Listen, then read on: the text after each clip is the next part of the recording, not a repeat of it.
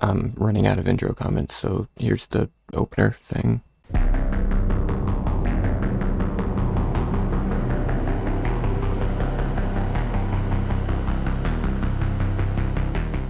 Mandy is a 2018 film by Panos Cosmatos, co-written by Cosmatos and Aaron Stewart-On, I believe that's how you pronounce his name, about Red and his partner Mandy. They live in a remote logging town, and they have an ideal life until a local cult leader sets his eyes on Mandy. And after kidnapping her and attempting to convince her into joining his cult, he kills her in front of Red. And the rest of the film is Red trying to get revenge. Now, I was really excited when this was first coming out. I saw the trailer and I thought it was really cool. Visually, it looked really, really interesting. And also loved seeing Johan Johansson's name attached to it. So I just waited patiently for it to drop on Shudder, and then, oh boy, I watched it again and then again and again. I wish I could have seen this in theaters, but it wasn't playing anywhere near me. Really had a massive impact on me. Nicolas Cage stars as Red, a simple man living a simple life with his girlfriend Mandy, played by Andrea Riseborough. Both do such a great job with their roles and their characters. They portray these two souls who are clearly like meant for each other, and I don't know, they just do a really good job with these characters. And I know most people know Nicolas Cage as being someone who's over the top all the time, but even when that's the case here, it feels justified. Like it's his character being so enraged that he needs to get revenge. So all those emotions come out, all the anger and the sadness. It just reaches out of him in a very, maybe not realistic, it's not like so far that where it's like, it feels unimaginably like fake, like some of his other roles. Of course, without a good antagonist, a revenge film is not really that good. I'm happy to say that Linus Roach?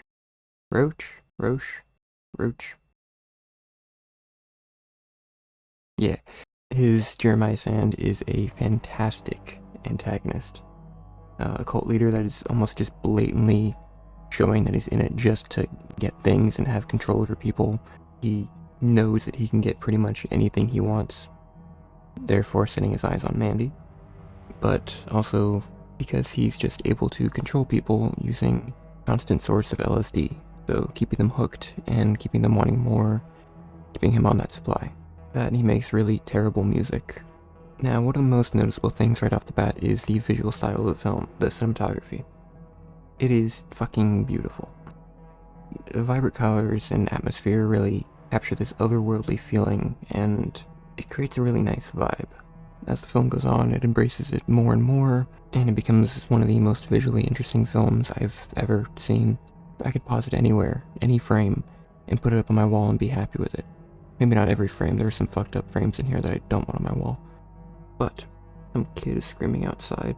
Another thing that shines is Score by Johan Johansson, and this is easily one of my favorite scores ever. It's very beautiful, it's very tragic, it's very intense, as all good revenge scores should be. But it perfectly captures the feeling of this film, and the insane world that it takes place in. The track Forging the Beast, which I used as the intro for this, is one of the coolest tracks out there and elevates the scene that it's in so much.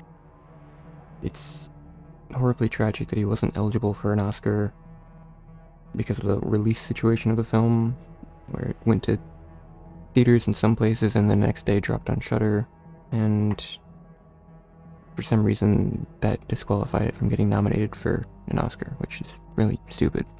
And sadly, Johan Johansson died before the film could be released. Cosmatos has a really good eye for visuals, for very weird visuals, and he captures vibes really well. In his previous film, Beyond the Black Rainbow, he captures a vibe that's really interesting, really cool. Even if I have no idea what I would rate that film, I think it's cool. But it's essentially a driving force of this film as well as the previous one. I really enjoy the writing, I think it's fun, but I think the style of this film and how it's presented is what makes it what it is. It has the structure for it, and then all his weird ideas coming in visually to kind of elevate that. A little story about this film. So, when I was like 20, I don't drink. So this is the one time I got drunk with friends, and we decided to watch a bunch of horror movies that week. And that night we decided to put on Climax and Mandy. Ooh, both really bad choices. So we watched Climax. We were still mostly good, and then as the night went on, Mandy came on, and after not eating anything all day, then drinking 2 seltzers, and then having 12 shots, we were all very sick. But Mandy was on in the background, and we felt like shit. I felt like shit, and made me really emotional. I was going through a lot at the time, and between like me crying, I had a video of it at one point, I think I got rid of it. I was like crying and breaking down, and I looked over at the TV and I was just like, whoa, I love Mandy. And at one point I was throwing up in a trash can, and then I came back at the ending of the movie and I felt like I like fell in love. And then I went back to throwing up in a trash can. But it's a very, very cool movie. I really like it. It's not for everyone. It's very weird style.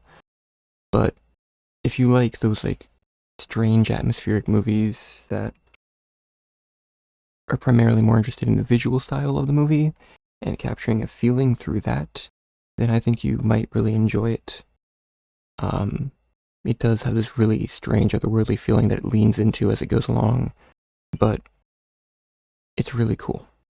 That's what it comes down to at this point. Is it's really cool. So check out Mandy. I think it's still on Shudder, AMC Plus. Oh, I didn't put up a thing in the background. This is just my desktop background, and it's got all my folders that keep moving around for some reason. Whatever. Fucking review over. I'm done. Bye.